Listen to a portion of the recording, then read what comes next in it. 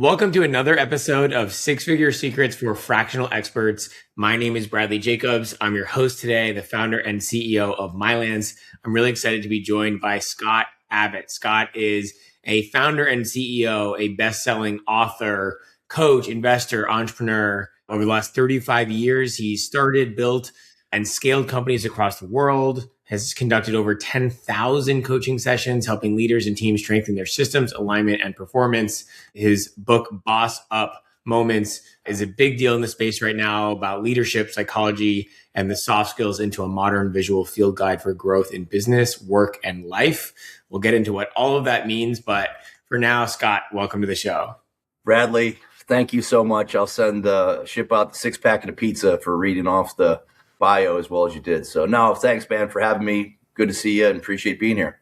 You've done a lot of work across, building businesses and all those kinds of things. And when you think about what separates you from, let's just say, the other authors and other coaches in the world, what makes you different? What helps you stand apart from everybody else? If we're all keeping it, real and matter of fact, I don't know if it's that there's a lot of differences. I think there's phenomenal books and authors and speakers and individuals in the world who have put a lot of great content out there. So I think, I always kind of believe that there's the essential concepts, tools, and disciplines, just like in business. I think business is, I equate it to checkers, but you should think like a chess player.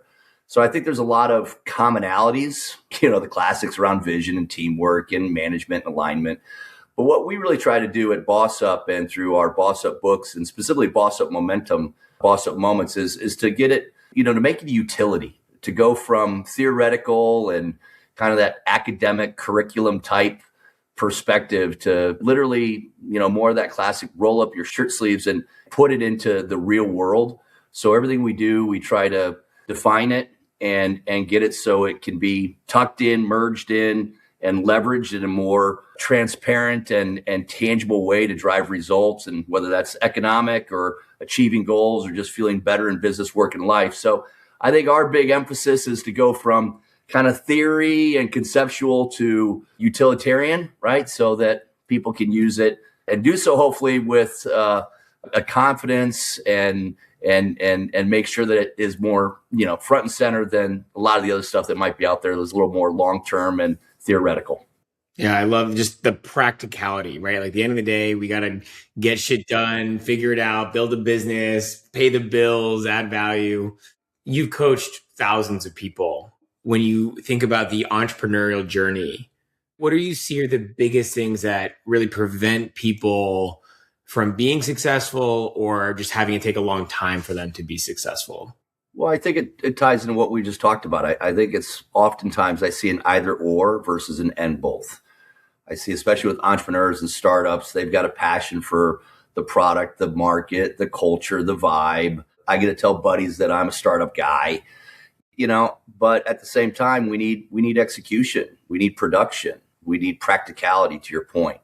So I often think there's this inappropriate separation of systems and soul and purpose and profit and vision and execution. I implore both the startup world and even fractional people who are solopreneurs or on their own, you got to embed, sure, head and heart, but you got to execute. You got to produce. You got to make things simple.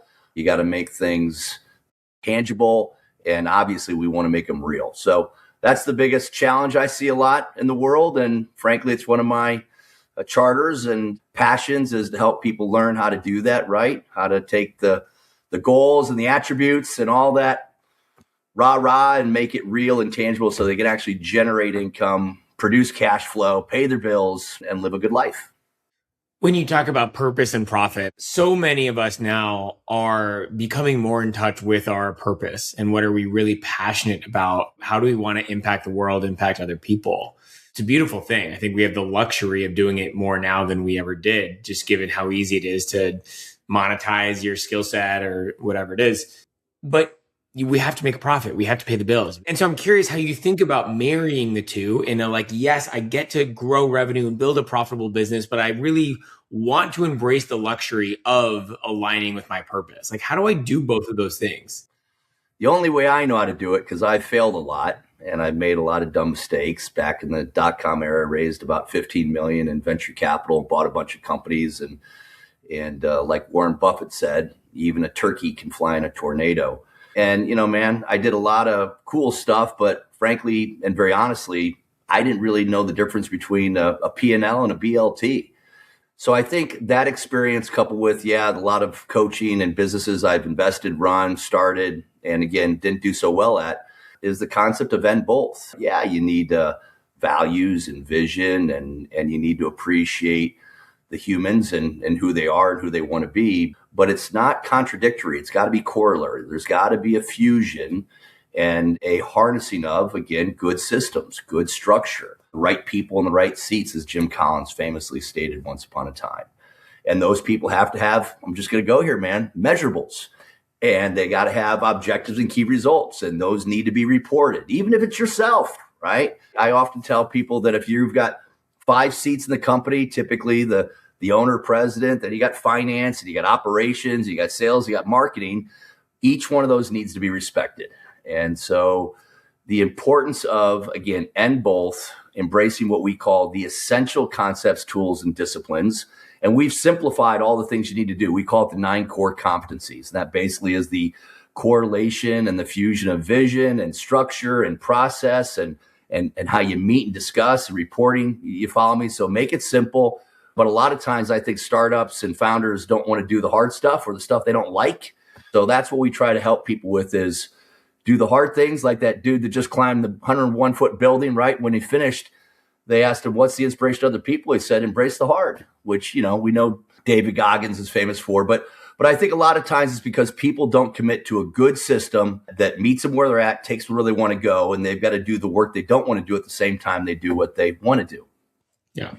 It sounds like if you don't have somebody holding you accountable, whether that's like a co-founder or a coach or advisor or whatever, it's easy to avoid the shit that you need to be doing, right? Because it can be uncomfortable, or it's just easier to avoid it, frankly, right? So let's say you are just a one-person business, or you're early on in your journey, so maybe you have a small team and you have employees, so they're not exactly holding you accountable. They're kind of looking at you to be the leader. I mean, what should you do if you're in that situation? Well, that's where I think you name your system. And if you don't, and you can't afford, right? A lot of coaching and consulting can be expensive and out of bounds for some people due to cash flow and balance sheets. I get it. But that's where a system comes into play. And I'm just going to maybe talk about our world, Boss Up. You can basically download guidance and templates and frameworks for free. And the idea is that if you do that, but you give it a name and a brand, because anything's important needs a brand. It needs a theme. You need to personalize it, right?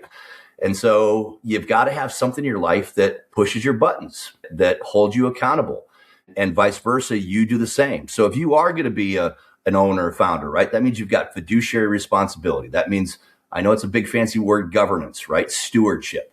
And that means that you need to, do the dishes and clean up and put things away and do the things that you don't want to do. So I think the best way to do it is, even if you're a one-person show, commit to a systemized way. And that means that you're going to do your accounting, right, the way you should be doing it. You're going to do your paperwork and your reporting. And just by myself, yes, even more important by yourself, because it's so easy. Look, squirrel, to get distracted and to hang out in the fun places. I get it.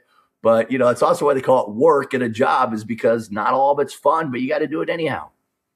Even if we have a business that is perfectly aligned with our purpose, our mission, something we're incredibly excited about, there are going to be things that we just don't love doing, right? And until we can hire people to do them for us, we have to do them.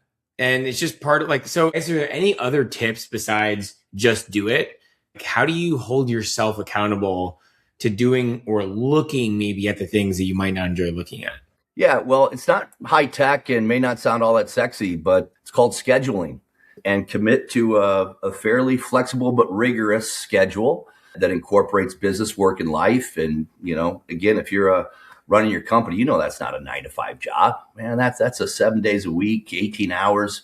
And then second, probably heard of this little thing called AI. And so, I've been in tech for 40 years, before all the popular terms and terminology were around. I would say AI, in my opinion, and I know there's good and bad, and People all have an opinion, but for me right now, I have a personal version of AI called Vector, and Vector and me are buddies. We're allies. Vector's my co-pilot. Now, I don't let it lead me. I own it. It works for me. Let's be very clear. I'm the boss, BOSS, with AI, as opposed to boss up, which is BOS for business operating solutions. I think you've got to find these opportunities to elevate and delegate time and attendance to structure and scheduling and AI so you can free yourself up, right? There's a famous concept, addition by subtraction. That's one. And you've got to embrace the right concepts, tools, and disciplines, and tools like AI, tools like, believe it or not, scheduling, your mobile device, but also know that at a certain period of time, put it away and have a cup of coffee and have a drink and listen to your friends and neighbors and your family. So it's not easy, man. If it was easy, everybody would do it and we'd all be bazillionaires. But I would just hope and suggest that, again, we call it the essential concepts, tools, and disciplines, not too much, not too little. Find that groove, respect the power of good systems and harnessing moments. Don't overthink things, and just find that groove. And it takes time. It's a journey, and hopefully, people appreciate that the destination is the journey and they enjoy even the hard stuff. And sooner or later, Bradley, this is what I do think is true. It takes about 90 days, give or take, to start or stop a good habit. And once you start getting there, right, I ask this of all people that I talk with. Try to think about the last time you did something for the first time that was difficult and hard, and you don't know if you really wanted to do it or should do it, but you're doing it now and it's easy. Because of what's going on in the world, we all have this desire for instant gratification. There's very little outside of popping in a chocolate or, having a good drink or a meal, right? It takes time. So that's a big thing too that I just say to everybody is keeping it real, having the right perspective, and having good systems and tools and formulations around you just to help you be as strong and as good as you can be. I think there's a lost art in kind of what you just talked about around delayed gratification. It's like, you're right. And as AI and just social media has gotten more just rampant, right? Our attention spans are lower and lower and lower. We never have to wait to get an answer to something, right? We can ask ChatGPT in 2 seconds. And yet building a business is never going to change, I don't think, right? You might be able to spin up a product faster than you ever could. Beautiful. It's great. But it's still going to take iteration and patience and feedback and learning and patience and persistence and grit and getting knocked down and all the things. It's never going to change. And so it's almost like as the tools get fancier and faster and quicker, the value of perseverance, and like I see you like really agreeing with me. I'm just going to let you go. What do you think? Totally, man. I mean, one of the moments of the book is humanization. And I'm a tech guy. I've been a tech guy for my entire career. And I see the benefits. I've also been through and seen the challenges and the risks and what have you, right?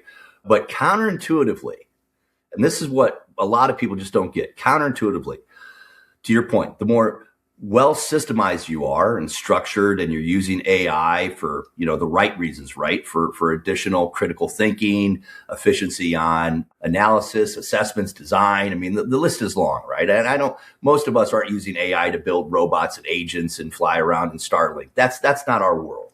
It should be an asset to enhance our productivity and our ability, to your point. And by doing that, you actually free yourself up. This is what people don't get. You free yourself up to work more on the human stuff, on the grit, the determination. I work with a lot of business owners, very successful ones, high alpha people, right? And you know how many times, man, I've heard this? I can't take care of myself because I'm too busy taking care of other people. What a bunch of bullshit.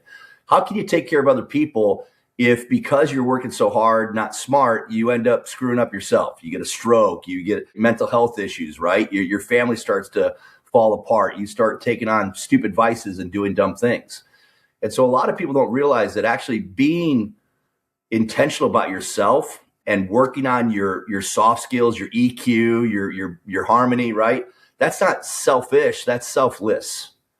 And again, I don't trust myself at all that my natural inclination is look a squirrel, I procrastinate, I do a bunch of stupid rabbit holes. And so without a commitment, I even have tattoos, I'll fully admit it, that help me. I call those commitment devices. And I'm not perfect. I make mistakes all the time. But the more systemized you are, it's like football and quarterbacks, the easier it is to call an audible and get back in the playbook.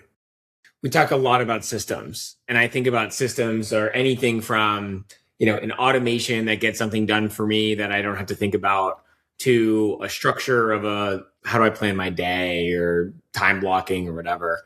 When you think of systems from the standpoint of what you were just talking about that really set you up for long-term sustainable success. And I don't necessarily mean success as like profit, right? Just success as in I'm happy, I'm joyful, I'm fulfilled, I'm building in alignment. Like obviously good results are happening in my business. What do you mean by systems? Like, can we really break this down in a very tangible, easy way? I think, let's be honest and clear that today, because of a lot of things going on in society, systems actually have a bad rap. And I got to be very clear. Systems don't make bad systems. People make bad systems. And, out of the box, right, there's a lot of frameworks and templates and quote unquote systems, but they're inanimate. They're flawed because they're generic until you make it yours and you tailor it to your specific needs. And I say that because in our world, our primary focus is on business operating systems. Now, we use the word solution because we provide the assets, the resources, the support to turn a system into a solution, right? I just don't want a system that's a system. I need it to generate a solution, AKA it has to have a result. It has to compel me. I have to be happy, right? Regardless of that, I don't need a system just for a system. And so, yeah, it's really more around embracing and appreciating that while that Nike ad, just do it, might work out for some workouts. And I'd caution after you get over 40 like me, be careful of just doing it. Pull a hamstring and next thing you know, you're right, get ready to get in shape and you screw up so badly it takes you 3 months to recover. I come from a family of engineers and I used to just downplay mechanics and engineering and rigor. But think about our world, man. Think about everything in our life and what we do if it didn't have a system that it relied on to ensure that the planes are flying and the ambulance gets to the hospital and the surgery goes well. It's a one word, but it carries a lot of challenges and opportunities, but it's just this insistence. And I use that intentionally, especially for entrepreneurs and fractional people and people who may not have that classic boss reporting and you're on your own. Without that kind of structure, I don't trust myself. And I know who I am, that without that kind of big brotherness, if you will, I might veer off and next thing you know, I'm taking a turn I shouldn't take or start doing something I shouldn't be doing. So that's really the point of a system. And you have them in your life, you have them at work, you have them in your department, right? So you have macro and micro, but it's really to get your head around the fact that humans are just better being and getting successful if they complement themselves with systems and structured ways to get things done. Structured ways to get things done. Maybe that's like the best way to capture it. Of at the end of the day, we have to get shit done.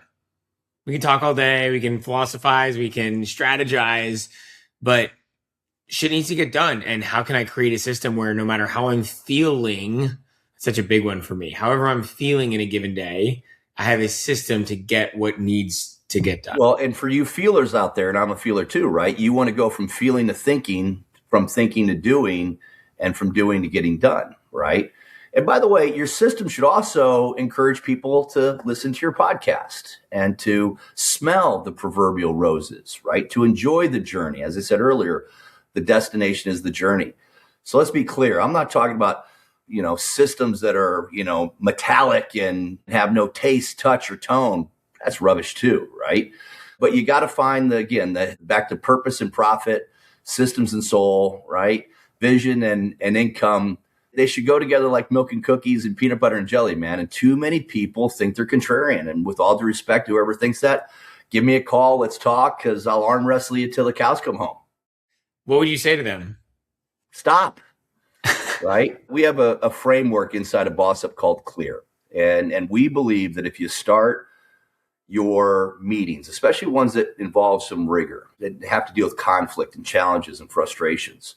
But if you put CLEAR as the guardrails and the bylaws, if you will, and CLEAR is the word itself, we seek clarity. And unless we're clear, we're a little bit fuzzy, right? Just like the famous, A Few Good Men move, are we clear? Crystal, right? You could be Tom Cruise, I'll be Jack Nicholson, whatever. But then CLEAR is also an acronym. And the C stands for collaborative, the L is logical, the E is empathetic, the A is authentic, and the R is resilient. And if you challenge yourself and you say, hey, we're going to stick to being collaborative, right? Logical, we're not just going to let theory, right? Empathetic, authentic, and resilient, meaning we're going to stay away from being overly fragile. You'd be amazed. Just that commitment right there, man. And I call them agreement-based commitments. That alone is going to give you 20 to 30% more likelihood for success. And to call BS on the other person if they're avoiding or not following those rules. You with me? So you got to have some fun with this stuff, I think. I think if you just go through, it's the drudgery or whatever. But yeah, I would just challenge people to be clear with me. And as a coach, one of my favorite moments is coachable. You'd be amazed, man. I get a lot of people who say they want me in their life, but then they realize that one of the opening lines I always love to use, how you doing today? You want a pat in the back, a kick in the shorts, or a little bit of both? If they're not willing to go a little bit of both, then they're probably not really able to get from here to there. And that's sad because some people just don't know how to check their ego. They don't know how to overcome their natural, tendencies, and they're not coachable. And that happens. I think most are and want to be. They just haven't necessarily experienced it the right way, so they don't know any better. So they jump to some conclusions and say, yuck, you can't do it. And when people go like this and they want to get, they want to fight me, and I'm like, all right, can I just have a little bit of opportunity here to back and forth and pickleball this thing? And, that's what's also the problem a little bit in society today, right? We have a lot of echo chambers. We have a lot of people who shut down, people having opinions, one side of the street or the other. And back to why Moments, I think, is resonating so well. It's a lot about the soft skills. How do we overcome conflict? How do we set good boundaries? How do we channel our energy? How do we embrace courage, right? Some of the soft stuff that a lot of people think is too soft for the work world. And no, man, us humans, this whole, it's not personal, it's business. That's rubbish because we're people. The person who says they're coachable and then they're not really, what's going on there? What's going on is, this thing called ego. And one of our things is EQ to IQ ratio. So I think what happens a lot, to personalize this a little bit, people connect with me because just kind of like, I'm no David Goggins or Jocko Willink or Brene Brown or what have you, but they'll have this thought that says, hey, if I hook up and I do it the way you said, I'm gonna get there. Well, but it takes two to tango. And if they're not willing to go there, to be challenged, to be coached, look at the reflection in the mirror, not yell at the mirror. I mean, all of these kind of important concepts. I hate to say that it's a lost cause. I believe in redemption. I believe that people can, even older people can learn and coalesce and acquiesce and come along. But there's a small percentage who talk a good game and say they want to do something, but in reality, they don't. And they say they want to do it for various reasons. The investors want them to get coached. Their neighbor and their buddy and their friend says, go do it. But, if they're just sticking their heels to the ground and rolling their eyes at you and they're just saying, no, no, no. And it's amazing, man. I've seen owners and leaders of companies that are very successful that in spite of themselves. But you know what? The world is changing drastically with AI, for an example. I think you might have been able to get away with some bad behavior and some questionable principles and theories up until recently.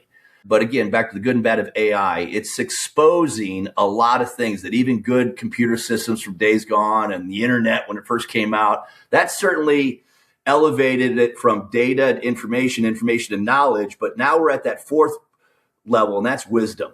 And AI is able to bring this wisdom and insight that, was way too inaccessible and expensive to get before. So even if those people had gotten away with bad behavior and not being coachable and willing to look in the mirror and move up, move in, I think they're either selling today. That's why the concept of entrepreneurship through acquisition's hot. We don't have time to go into a lot of these things. But the good news is I do think we're evolving to a more appreciative recognition of the importance of coaching and getting coached and to being, again, clear, collaborative, logical, empathetic, authentic, and resilient. In a world where AI makes it easier than ever, either to bring your service to market, right? I can spin up a website with Lovable in 10 seconds and it's amazing. I can throw it on LinkedIn. I can start being a coach, right? That didn't used to exist. Or I can use it to actually build some sort of SaaS tool, software tool. It can work on a marketplace, whatever it is. It's easier than ever. There's more products and services out there. People going out on their own. What's going to be the most important skill set for these people, all these people that are spinning up these businesses to actually have success? It's harder than we all think. We're still going on the journey anyway, because it's flexible and fulfilling and we all want to be our own bosses and all that. What skill set do I need? Well, excuse the little plug here, but here's the good news for all of us humans. And it's one of my favorites inside the book, if you can see it, humanization. So, I thought this back in the dot-com era and the internet and systems and WANs and LANs and the cloud, right? All this was going to dehumanize people. And it's true. We got a lot of efficiencies of scale, and it's amazing what technology has done. And I truly believe this about AI. Now, are we going to have a redefined workforce and job functions and a whole host of things? Yes. Will there be, I hate to use this silly term, but a right sizing of employments? And yes, for those out there, by the way, the next decade is going to be great for trades. If you're in HVAC, construction, plumbing, roofing, infrastructure, recalibration, rock and roll, it's going to be a phenomenal era and great paychecks. And a lot of people sitting behind desks processing data. You may be gone, but now you can go put your hands and do some really cool things in the world. But I do think that AI, frankly, is driving the need for better humans. And those humans that know how to compartmentalize, sorry for that big word, but those humans that know how to compartmentalize, again, back to the 9 core competencies and how to build, run, and scale. And I don't think building, run, and scaling a business is that complicated. Again, I think it's checkers, but we should think like chess players.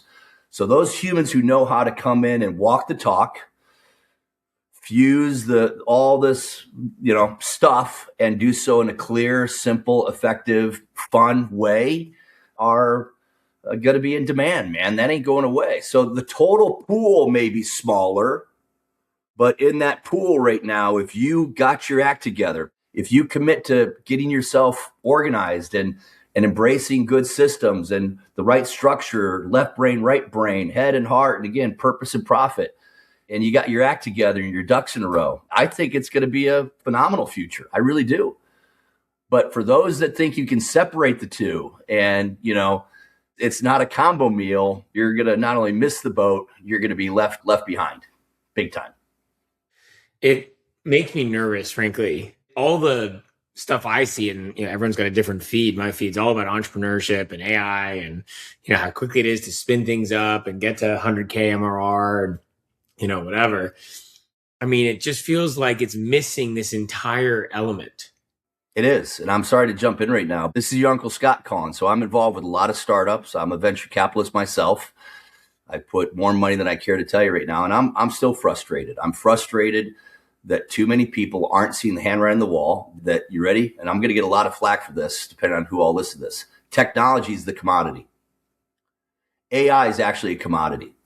And so if you're enamored by my golly gee Williker tech platform, and if you're enamored by, driving unicorn SaaS rule of 40 XYZ statuses, and you're enamored by all this other stuff, good luck, because the world doesn't need 45 variants of what you're enamored by. And if you think you're the smartest bloke in town, certainly at the end of the day, the Metas will come out and the Amazons will come out, but those are, even a blind squirrel can find an acorn, man. Those are the exception down to basis points, not even percentage points. Cash flow, profit, work and life, get your hands dirty, find a career. I was hired after my successful failure and overly hyped .com experience. I was an Entrepreneur of the Year, Ernst & Young, and won awards and had a bunch of, I went from making a lot of money to losing $500,000 a month in that whole stupid .com era boom bust crash. And then I was hired by a small $32 billion company to be their intrapreneur. And Bradley, I got to tell you, I had a blast, man. I loved it. And so what I tell to a lot of young people is look at the old man's Oldsmobile shop, if you know what I'm saying, right? Walk in there and bring in a new set of perspectives and button up or button down the systems and recalibrate your people so that they're learning and doing what they need to do, not just the X's and O's of what the job says to do. You follow me? So entrepreneurship through acquisition is a hot topic right now. There's more dry powder in the world than ever before, but you ready? It's not going into venture capital. Family offices, PE firms, they're coming in now and saying, hey, I want enterprise value. I just don't want exit value. I want a business that can stand the test of time. Sure, I might decide to sell it, right? But if you don't have an appreciation for EBIT, not just EBITDA, which is, the vernacular of choice for SaaS companies, what I mean by that is cash flow, right? A P&L, a balance sheet, an income statement. And again, whether you're a solopreneur, small, big, or whatever, those real world tangibles are key. having a positively pragmatic, neither a cynic nor optimist be, know where and how you should comport yourself is key. And I go back to those that are worried in tech. Yeah, maybe you shouldn't go start that company, but you should take your heart, your head, your desires and join up with somebody else. Be smart about it. Look at Kurt Signetti and IU, right? 120 something years of being the losingest program, within 2 years, 16-0 national champions. If you ask me, look at what he did, right? He figured out how to have the right leadership and alignment and organizational structure. And he basically asked Kurt, he's a CEO. He doesn't even think of himself as a coach, really. So again, I would just implore everybody, take that passion, that vim, that vigor of an entrepreneur or a founder or all the things you think are sexy and cool. And yeah, if you've got an idea, you've got a product, you've got a service that you can spin up and get to the ACV, TCV, MRRs that you want. If not, check your ego and find some place that you can come along in and maybe to scratch that entrepreneurial itch, back to being on the show, still hang out in startup land. But man, I got to tell you this, and I'm not going to out too many people. I've been to half a dozen startup events in the last year or so, and I simply have one question. When do you stop being a startup? Because I could tell you, I've seen some of those faces that were there 10 years ago. So a startup, is it an attitude? Is it a mindset? Because if it's just longevity, you've been in this room for 10 years. You just want to live your whole life in this grind because, it's what all the cool kids do? Or do you want to build something that could be sold? Yes. Exited? Yes. And maybe the definition of success is just I'm making 150 grand in top line. I've only got about 50K in expenses, right? Life is good. You follow me? So recalibrate your expectations and what you think you should be doing in a more realistic, and that's where even AI comes in again today. There's no excuses. And, my average AI project, sincerely, I'll circle the wagons, to use the expression, 8 or 10 times till I say I'm done. I never let it start. I certainly never let it finish. But I'll take a concept, I'll take a desire, I'll take an assessment, and I'll filter it on average 6 to 10 times till I say, okay, I'm good. 90% data, 10% gut, intuition, spidey senses. Let's go. So if people do that, man, I think they're going to find, believe it or not, long-term more happiness. It may not be the ideal, I get it, but, welcome to 2026. I really just want to double click on when you talk about maybe you get to 150K top line and 50K expenses. So, you take home some money and you can live a good life. And if you align it with purpose, then you're living a really good life, right? Because you are ideally fulfilled in that work. You're adding value. You have enough money to support you and your family and things like that. And what it takes from what, back to our earlier conversation is kind of getting out of the rat race of the ego of like, I need to build this big thing, right? It really does celebrate what really matters to me. And everyone has a different answer to that. And that's great. But if you can really focus on that and kind of separate yourself from what are my friends doing? What looks good on LinkedIn or in the news or social media or whatever? What do I actually want? Top of your show is Fractional, right? So I tell you, just in the last week, I've met with half dozen founders or wannabe founders. Where are you going? What do you want to do? And the first thing they want to talk about is hiring people. I'm like, look, I want everybody to be employed. I want everybody to have gainful employment and income. But to just say I'm hiring employees without doing the math and the science and the engineering and the validation, I said, I guarantee I'll pull Vector up right now and I'll run your scenarios. I'll put all the parameters in. And it's going to tell you, no, that's silly. Go at a minimum, work with some fractional people, keep them off balance sheet. Even the most successful companies, I believe in kind of a 65-70, 30-25 split between 1099 and W-2s. Why? You can adjust, right? The fractional people, we know we have a deal. The deal is I don't have a guaranteed check every week, every month. I got to go out and do. And so, there's something to be said about that grace and that grit that comes together. So yeah, I think, and then I've got a buddy who's semi-retired right now and he's doing fractional consulting. He's one of our coaches. He's doing consulting and coaching, making a, $150, something a year, right? But he's still for cash flow and fun. Him and his wife started working at a club that they have their RV at, and they work the bar dining area for 3 hours, 2 days a week. And it's, they're meeting people, they're generating a little cash. And he's humble enough to say, hey, man, I enjoy it. It's a little cash in my pocket. So I see this too, by the way. If you're in the gig economy and you've decided to be a contractor, who says you can't have 2 or 3 contracts? It's not about working hard. It's about working smart. And back to AI, right? And so again, 75K here, 25K there. I had a company I started with IBM back in the day, and our average is a SaaS company. Our average client only generated about $345 a month, but we had about 5,000 companies and our overhead was low. And it was a great little business, right? And one of our lines was shavings makes piles, right? And so to some big people like, well, that's inconsequential. Yeah, but when you put it all on there, right? So again, brains over brawn, mind over matter, and get over yourself and just find that right groove. And by the way, progress over perfection. If anybody tells you they got it all figured out, they're wrong. They're full of baloney. So just do your best. And again, I would just say as a parent, a dad at this stage of my career, I see this a lot too. Hey, I want to go save the whales or protect the ocean. Well, it's hard to do that if you can't put gas in your car to get to the coast. You follow me? Sometimes you just got to do what you got to do. Doesn't mean that's permanent. Doesn't mean that's as they say, success isn't permanent, failure isn't fatal. But again, back to systems and planning and the fusion of purpose and profit. If you just keep that in your matrix, if you will, chances are things are just going to be that much easier. We're not removing the difficulty, and ultimately you're going to be more comfortable and confident.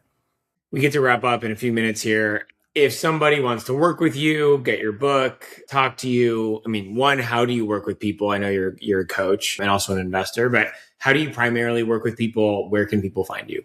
Yeah, so very simple. I'm a 50-something-year-old millennial or whatever. I'm pretty active on Instagram, and I used to be pretty active on X too, but I've downsized that. But Scott Abbott, ABC. ABC stands for Architect, Builder, Custodian. That's kind of my mantra. So Scott Abbott, ABC on Instagram. LinkedIn is the same. All my interwebs, X, and books are available on Amazon. Boss Up is the blue book. This is basically the formula, the template, the framework to help companies build a great business operating solution, along with AI and coaching. Not just coaching that you can bring in from outside, but helping you become a coach. Even if you're an owner and a leader, you should think like a coach and have a coach's mindset. And then Moments, as we said earlier, just came out a couple of months ago, pretty much rocking. This is also being used for learning and development. Both those are available on Amazon. And then last but not least, if you are interested in either becoming a coach, looking into it, we're bringing on coaches all over the world. Go to boss-up.academy, and you'll find all the information about us. And if you actually want to use and work with a Boss Up coach, same destination, just bossup.coach or .work. So we're out there in these interwebs. Thanks for asking. All right. Amazing. We'll add the links to the show notes so people can easily find you and access Instagram and LinkedIn and all that. So any final words that you'd like to leave our audience with? Yeah, Bradley, given your focus and your show, and again, I want to thank you for having me on and for doing what you do. I know this is I had a podcast once, right? It's a labor of love, and sometimes that word love may be suspect. So I get it. But I do appreciate that your purpose and your reasons for doing this and your why. Thank you for that. Sometimes people have used that expression, to a hammer, everything looks like a nail. And to me, if you don't have good systems, and, inside of good systems is good structure and alignment and appreciation of roles, accountabilities, responsibilities, and setting smart goals that can be validated through good meetings. You follow me? Some stuff that a lot of people kind of roll their eyes at me and say, whatever, old man. I'm like, yeah, well, if I would have known then what I know now, I wouldn't be on the podcast because I'd be a billionaire on my own island. So, I get the whole theory that you got to fail and make mistakes because that's part of it. But there's nothing wrong with minimizing your failures and your mistakes. So just get your head around systemization. Get your head around, again, purpose and profit, vision and production. Get your head around practicalities and is it a utility, right? And don't get enamored by, again, some of the other podcasts are out there hyping the startup grind and unicorn status. Yeah, it could happen, but in my opinion, it's a little bit like playing the lottery. Chances are it won't.